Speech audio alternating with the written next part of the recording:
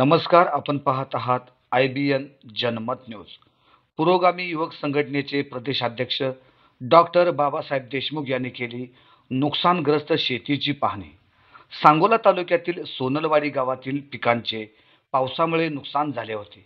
याची माहिती मिळताच पुरोगामी युवक संघटनेचे प्रदेशाध्यक्ष डॉक्टर बाबासाहेब देशमुख यांनी गावातील शेतकऱ्यांच्या शेतात जाऊन नुकसानग्रस्त शेतीची फळबागांची पाहणी केली.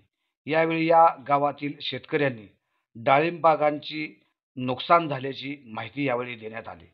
यावेळी डाळिंब पिकांचे शेतातील पिकांचे झालेले नुकसान भरपाई मिळवून देण्यासाठी प्रयत्न करीन असे आश्वासन डॉक्टर बाबासाहेब देशमुख यांनी दिले. तसेच इतर कोणत्या पिकांचे नुकसान झाले आहे का याची माहिती शेतकऱ्याकडून जाणून घेतली. यावेळी सोनलवाडी गावातील शेतकरी तसेच शेतकरी कामगार पक्षाचे कार्यकर्ते उपस्थित होते. IBN जनमत सबस्क्राईब करा, लाईक करा, शेअर करा.